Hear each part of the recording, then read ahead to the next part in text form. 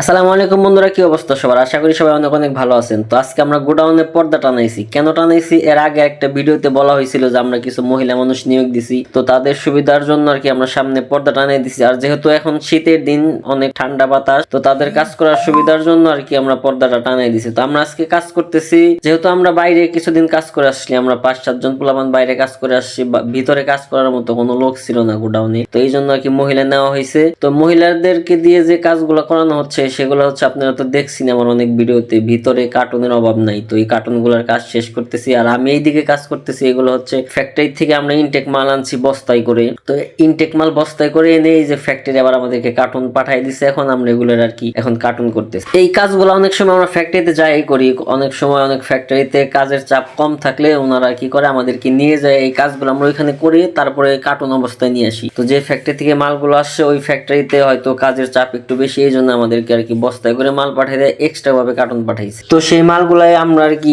আমি কার্টুন করতেছি। আর মহিলাদেরকে দিয়ে যে কাজ করাইতেছি এইগুলো হচ্ছে আমাদের ঘরের মাল, ঘরের যে সব স্টকে মাল ছিল এইগুলো কার্টুন চেঞ্জ করার কারণ হচ্ছে কার্টুনগুলোর অবস্থা খুবই খারাপ। যেহেতু ফ্যাক্টরি আমাদেরকে অনেক কার্টুন পাঠাইছে, পাশাপাশি স্যারেও কিছু কার্টুন কিনে নিয়ে আসছে, যেহেতু আমাদের ঘরের কার্টুনের অবস্থাগুলো খারাপ। তো আমি পিছনে যাই আপনাদেরকে দেখাই, পিছনে একদম পুরো ফাঁকা করে ফেলছি। পিছনে তো এর আগে আপনাদেরকে অনেক ভিডিওতে দেখানো হয়েছে যে পিছনে অনেক কার্টুন, যে কার্টুনগুলোর অবস্থা খুবই খারাপ। তো এই কার্টুন দেখে আসলে পার্টি মাল নিতে চায় না, যে কত আগের মাল বা মালগুলার মানে কি পরিস্থিতি, যদি এই মালগুলা যদি কার্টুন নতুন করে ফেলে এই মালগুলো ঘরে আটকে থাকবে না। এই জন্য স্যার আর কি সিদ্ধান্ত নিচ্ছে যে ঘরের যত পুরাতন কার্টুন, যত ছেঁড়া ফাটা কার্টুন আছে সব বাদ দিয়ে নতুন করে সব মাল স্টাইল করব, নতুন করে সব মালের কার্টুন গুলা চেঞ্জ করলে আর কি মালগুলা বিক্রি হয়ে যাবে। এই যে দেখতেছেন এইগুলা কার্টুন এখন যেগুলো দেখা যেতেছে এগুলো সব বের করবো, যেহেতু অল্প অল্প করে বের করতেছি, আমাদের কাজ করার মতো সামনে জায়গা কম, তো এই জন্য আর কি অল্প অল্প করে বের করতেছি। আর এই যে